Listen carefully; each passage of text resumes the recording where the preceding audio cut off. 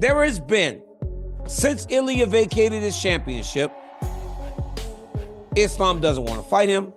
Islam said he's not fighting him. Topuria saying he has a title fight.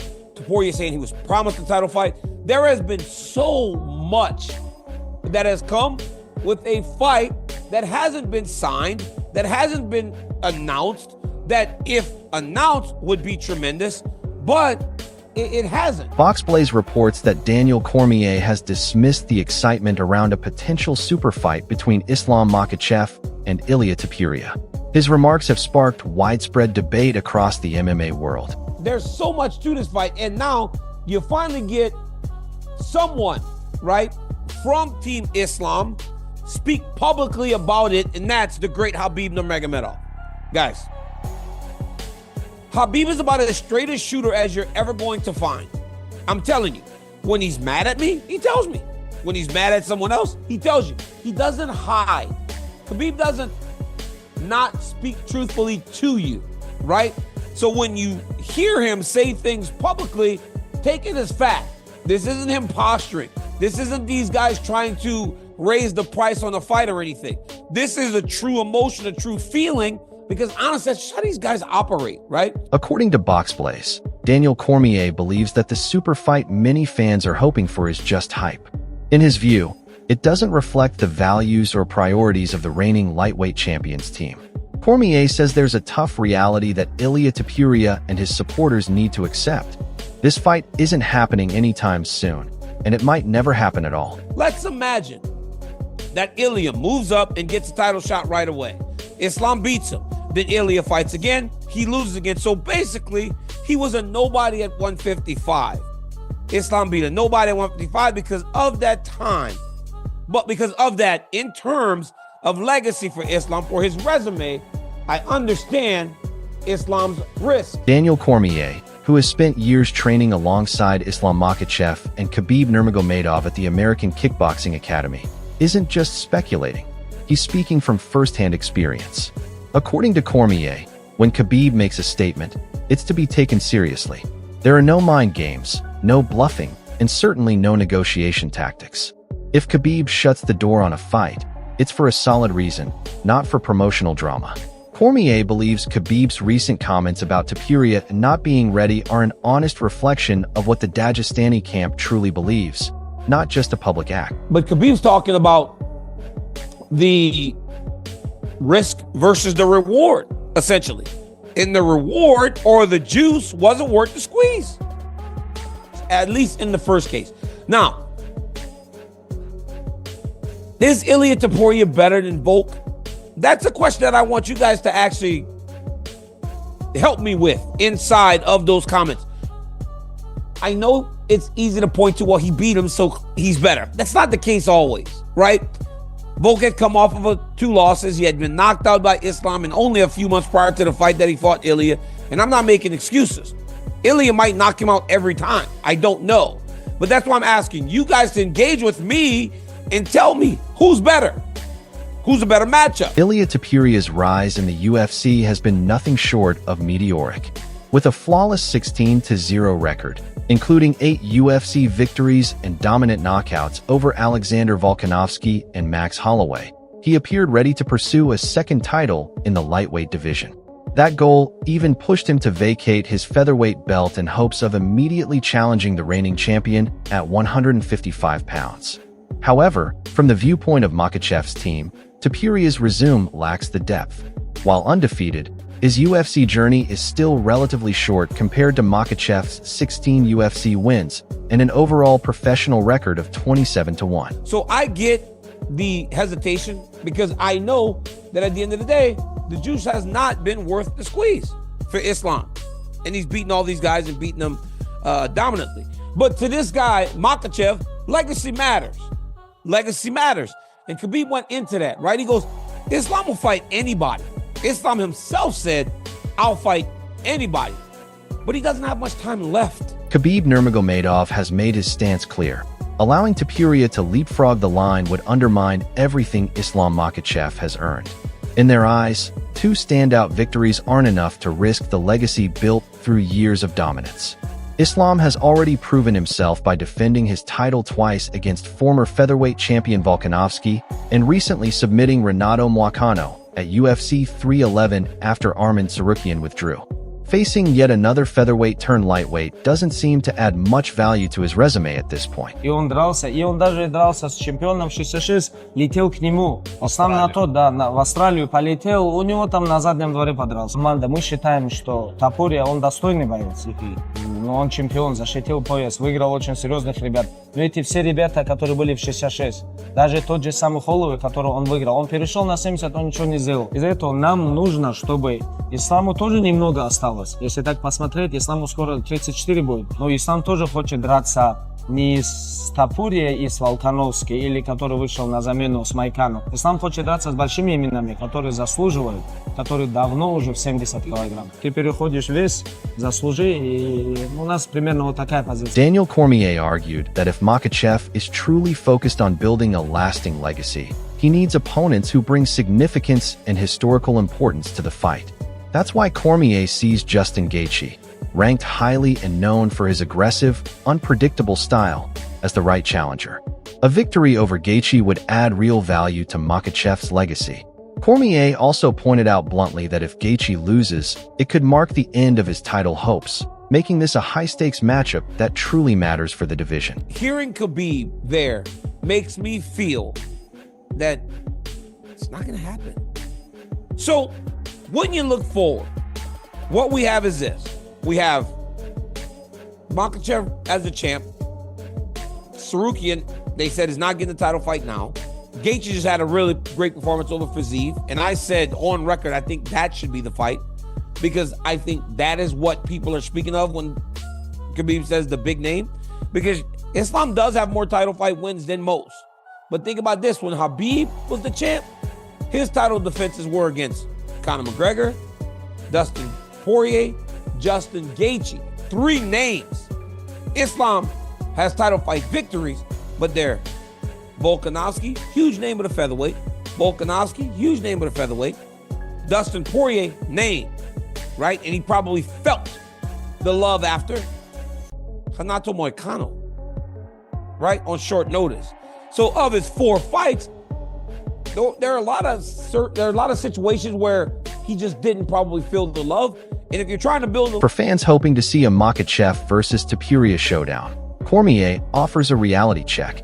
It's not happening anytime soon. Based on what he's observed, Topuria could face a tough lesson if he continues trying to bypass the established order. The UFC, and especially Makhachev's team, doesn't reward shortcuts, particularly when the fighter in control is a disciple of Khabib Nurmagomedov. Khabib, I have to do it. Me personally, I would ask him, like, what's your favorite submission? Whatever, I don't know, dark show. I'm gonna submit you with that. This is a guy that's trained and coached by Khabib, who, 28-0 stories that he's never lost a round in his life. I take him close to Khabib. I will submit him closer to Khabib. You'll submit him in front of Khabib. Khabib used to take people in his shoulder, take them down, and talk to Dana. I would do it to Khabib. Like, I will take him, but and then talk to Khabib. Talk to Khabib. This is how I feel. I feel that I submit him with the darts. Like, which one is your favorite? And if he says that, yeah, I go for that. No problem. It's going to be even more entertaining for me. I feel that I have the advantage in everything. This is what I truly believe. The people didn't realize that my background comes from wrestling, from the ground game. Actually, I grew up with wrestling and with BJJ, and I developed my skills when I was 20 years old in boxing game. But my best skills are on the ground. It's so weird that you did this in Georgia and Spain. Who's there? Meanwhile, Arman Tsarukyan has also made his presence felt. With a record of 22 wins and 3 losses, and a recent split decision victory over Oliveira at UFC 300, Tsarukyan has quietly emerged as the last significant hurdle for Makhachev before a possible move up in weight. Speaking on the Jackson podcast, Tsarukyan mentioned that many contenders tend to avoid him because he doesn't hold a title, making fights against him risky. Both Oliveira and Topuria are aiming for title shots rather than challenging opponents who pose a serious threat without a guaranteed payoff. Ilia Topuria said he may be done at featherweight and he wants to move up to lightweight. What do you think of that? I'm happy because new name in our division, and he's tough. He's a champ in 145, and it's always good when you get new name in your division, and especially like Ilia Topuria. Would you have any issues fighting him? I mean, it's a business, of course. If I'm gonna be a champ and he wants to fight for the belt, of course I'll fight it. For me, to be honest, doesn't matter. I just focus on Islam right now, and then we'll talk about all fights. Tsarukyan also supported Makhachev's choice to avoid a fight with Topuria, explaining that defeating another featherweight wouldn't boost the champion's standing. He believes that once Makhachev gets past him, the Dagestani fighter will have effectively cleared out the division and can confidently move up to welterweight without any doubts. Interestingly, Makhachev already has a win over Tsarukyan from 2019, but they haven't faced off since Makhachev became champion. Tsarukyan thinks a rematch is inevitable and sees it as the true final challenge before Makhachev's next career phase. I think he gave the he left 145 because of that, because they said, okay, we're gonna give you title fight. I heard it's like Islam saying that he's not fighting, right? Islam doesn't want to fight him because if he wins him, people are gonna say, okay, you again beat the 145 fighters and he's not number one contender. If Islam beats me, and then I think he's done with this division. From a coaching perspective, Javier Mendez, Makhachev's longtime trainer, believes Justin Gaethje is the ideal next opponent. Not only is Gaethje highly ranked, but his aggressive, highlight reel style would add significant promotional value to any event. Mendez sees this matchup as the perfect blend of legacy and entertainment, the kind of fight that secures a champion's place in history while also attracting a large audience. What would your reaction be if Justin Gaethje was the next guy to take you guys on and fight Islam Makhachev? Fantastic. Then it's Justin Gaethje. So then we'll focus on Justin Gaethje. That would be ideally for us the perfect matchup based on the fact where his standing is and what he's done. So, and he's a big known guy. So, and Islam hasn't fought him, so he's perfect. Alex Volkanovski, who has faced both Makhachev and Topuria, shared a more technical perspective. While he acknowledged Topuria's knockout power, he cautioned that simply hoping for a lucky punch wouldn't be sufficient against a fighter like Makhachev, known for his elite grappling and tactical skill.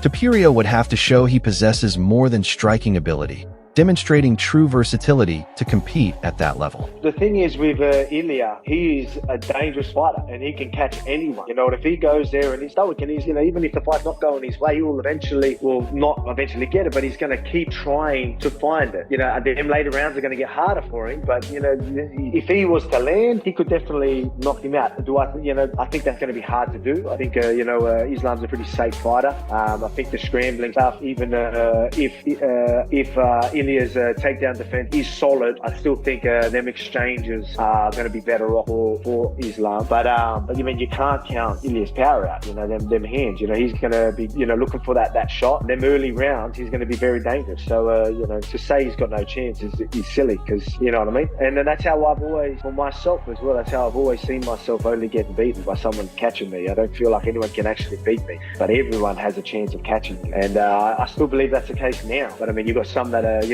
better chances than others, and Ilia has the better chance than Aljamain Sterling offered a balanced analysis, acknowledging that Makhachev's wrestling and submission skills give him the advantage in many fights. However, he also praised Topuria's speed, low kicks, and ability to adjust during the fight. While Sterling wasn't ready to call a winner, he was confident that if the matchup ever took place, it would be an exciting, action-packed fight. The speed advantage, Ilia Topuria. Boxing speed, boxing punches, Ilia Topuria. Calf kicks, which is a very dangerous weapon. I think Ilia Topuria uses those way better than Islam Makhachev. I don't think Makhachev really throws kicks like calf kicks or leg kicks.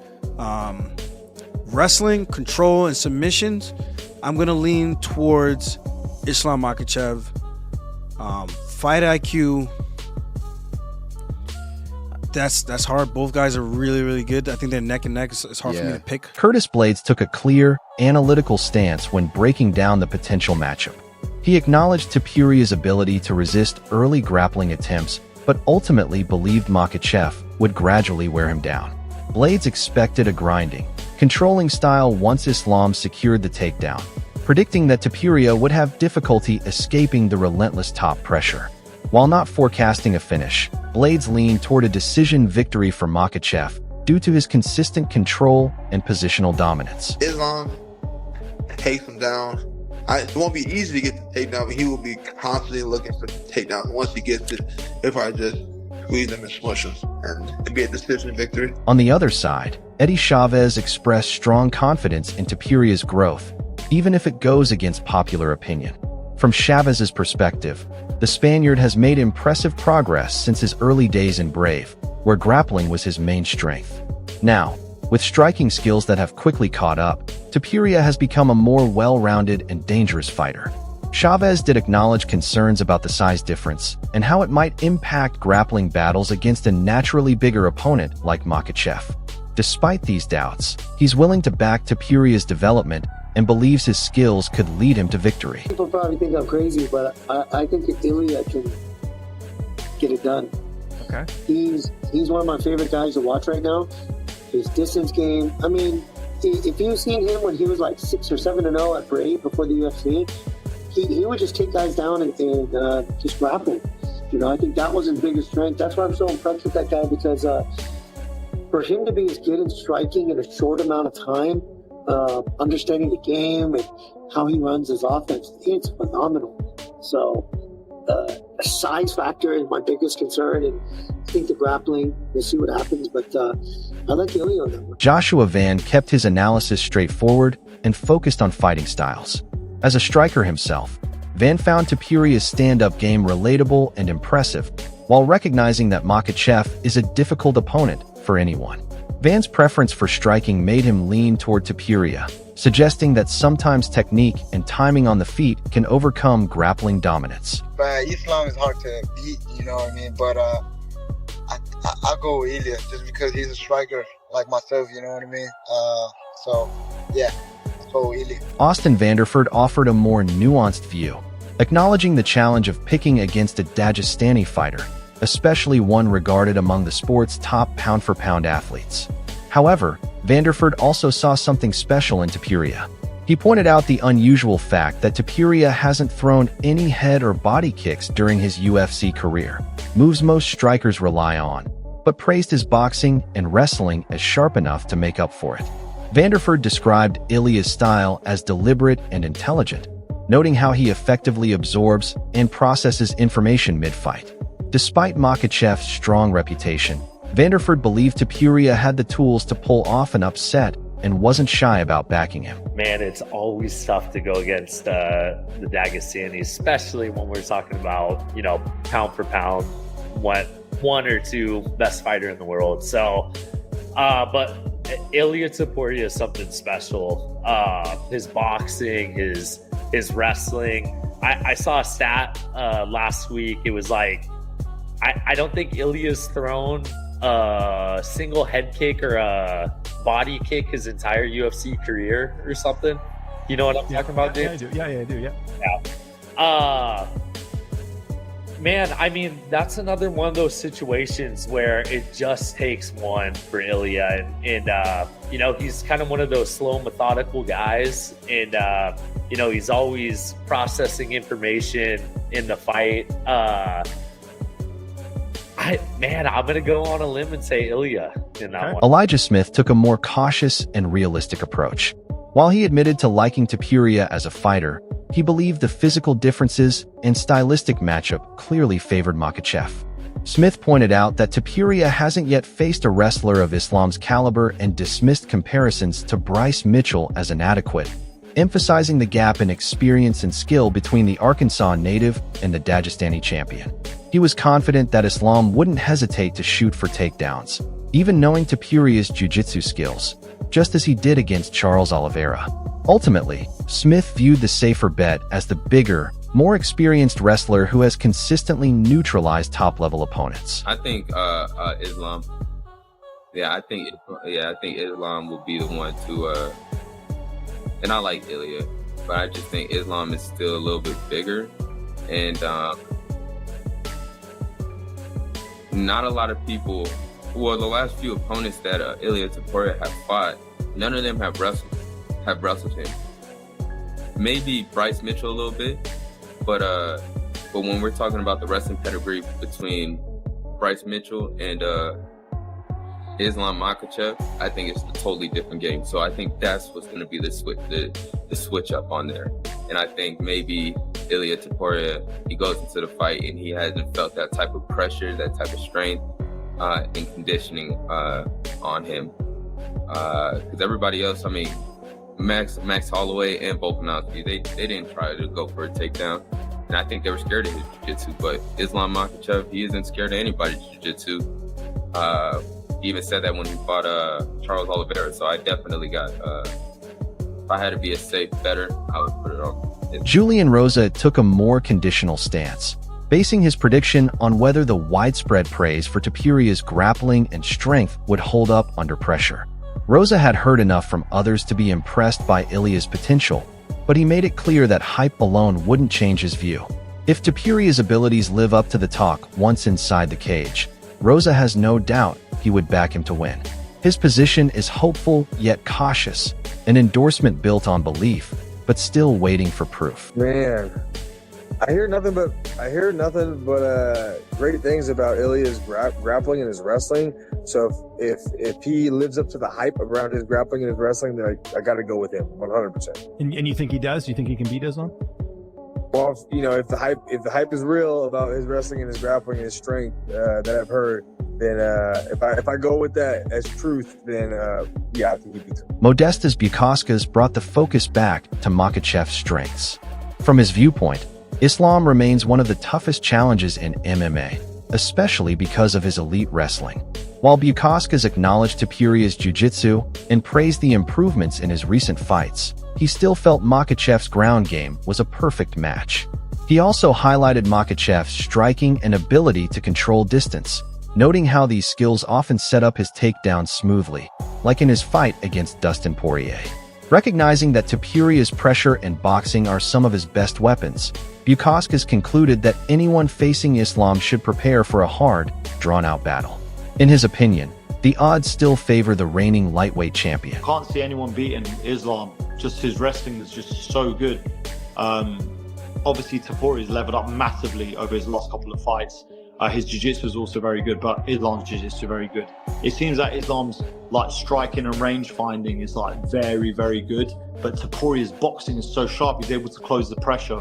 But I think, like you saw against Poirier, if he can just duck underneath and get into the takedown, I think it'll be a long night for whoever faces Islam, so I'll probably lean towards him. What do you think about all this? Share your thoughts in the comments below. If you enjoyed this video, don't forget to subscribe and check out some of our other videos displayed on the screen right now.